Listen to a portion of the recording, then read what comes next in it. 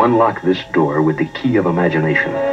Beyond it is another dimension. A dimension of sound. A dimension of sight. A dimension of mind. You're moving into a land of both shadow and substance, of things and ideas. You've just crossed over into the Flamingo Zone. We're sitting here in Louisville, Kentucky. My name is Art Hoffman, and I'm sitting here with three good friends.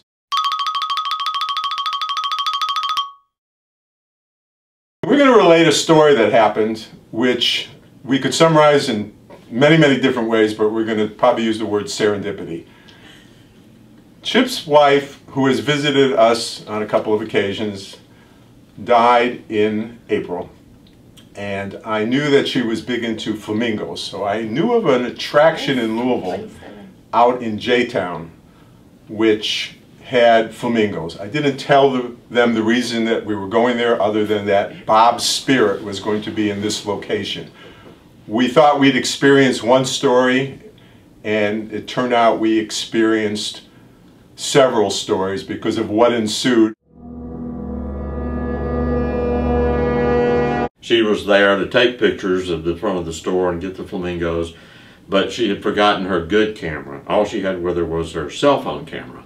And about that time then John and Veronica walked up and she started talking about a variety of different things. And the important part was how she came to be aware of the Flamingo store, because she walked her dog in that neighborhood to see the vet. But now, as I recall, she didn't live.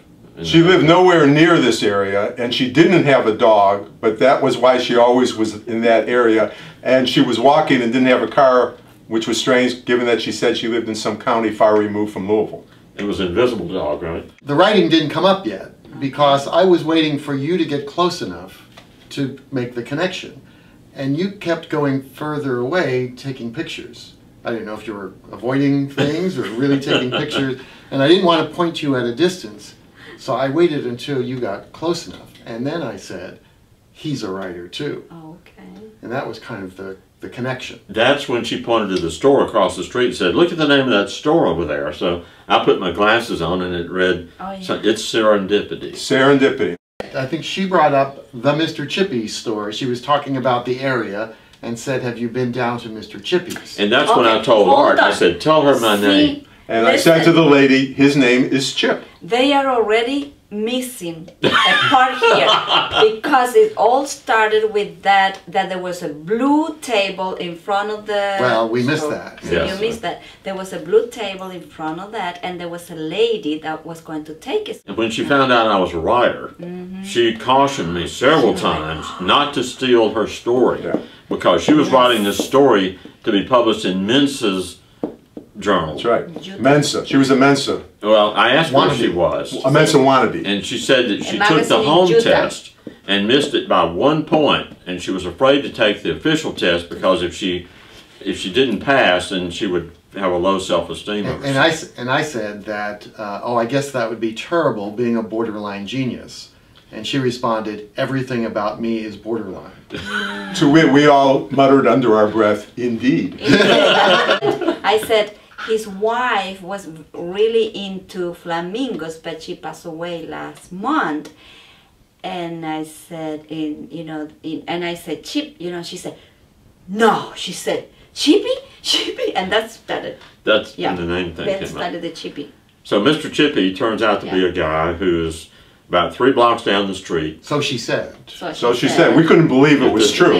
We couldn't see her dog, and she talked about a car dealership that had no cars. Meatballs and Spaghetti were 2 people who ride around on bicycles, and that Meatballs is in the CIA. And that when she applied for a job recently, they asked her if she knew Meatballs and Spaghetti. Now, she was trying to get a job with the CIA? No, she's just down the street, just some shop. I wasn't clear on that part. And then she said, and the real coincidence is that her dog's name was Meatabala. So all of these things that didn't exist made certainly some of us, all of us, skeptical that Mr. Chippy existed. She was definitely marginal, borderline, and we were suspicious what she was saying, how much of it was true, how much of it was not true. But the gist of the story is what happened after we followed up on the Mr. Chippy introduction. Yeah, Yes. supposedly there was this man who was sitting in the cemetery right down the street every day, Every day. loyally guarding his wife's tombstone.